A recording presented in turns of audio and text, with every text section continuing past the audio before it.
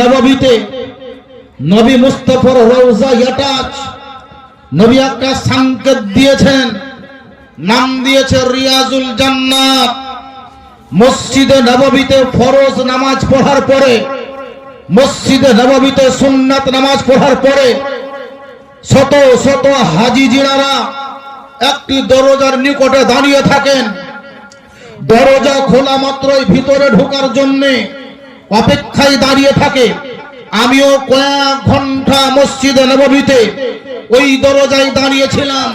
জিজ্ঞাসা করলাম একজন হাজি সাহেবকে, মসজিদে নববীতে যেখানে নামাজ পড়বেন 50,000 রাকাতের নেকি পাওয়া যাবে, এই দরজায় দাঁড়িয়ে থাকার কারণটা কি? কেনই বা দাঁড়িয়ে আছেন? আপনি তো একজন হাজি, আপনি তো হজ করতে এসেছেন, আপনি তো বড় টাকা খরচ করেছেন।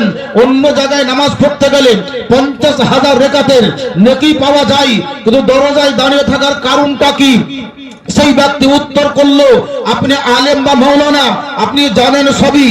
জিজ্ঞাসা করলেন, আমি জিজ্ঞাসা করলাম এই কারণে, হয়তো আমার জানা নাও থাকতে পারে, আপনার কাছ থেকে শুনতে চাই।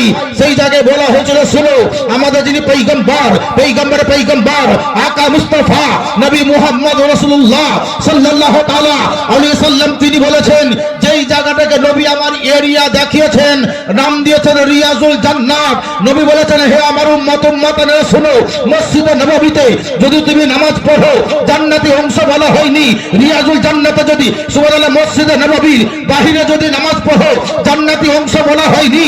খোদার ঘর মসজিদ, মসজিদে নববীকে জান্নাতি অংশ বলা হয়নি। আমার পয়গম্বর মুস্তাফা নবী বলেছেন, এই জায়গার নাম হলো রিয়াজুল জান্নাত। কেউ যদি মাত্র জীবনে একবার ঢোকার পরে 2 রাকাত নফল নামাজ পড়তে পারে, তুমি বুঝে নাও বা জেনে নাও যে তুমি জান্নাতের ভিতরেই নামাজ পড়েছো। সুবহানাল্লাহ। এর জন্য হাজি যারা, তারা ওই জান্নাতের ভিতরে নামাজ পড়েছো। নবী বলেছেন রিয়াজুল জান্নাত, যার জন্য শত শত হাজি যারা, তারা বড় আকাঙ্ক্ষিত থাকে যে একবার যদি ঢুকে নামাজ পড়তে পাই, আমি ভাগ্য, আমি বিশ্বাস করে নেব যে আমি জান্নাতের ভিতরেই নামাজ পড়েছি। মসজিদে নববীর একটি অংশকে নবী মুস্তাফা রিয়াজুল জান্নাত মানে জান্নাতের একটি টুকরা বা অংশ বলেছেন। পার্থিব জগতে নবী মুস্তাফা এই জায়গাটাকে জান্নাতি বাগান বলে দিয়েছেন।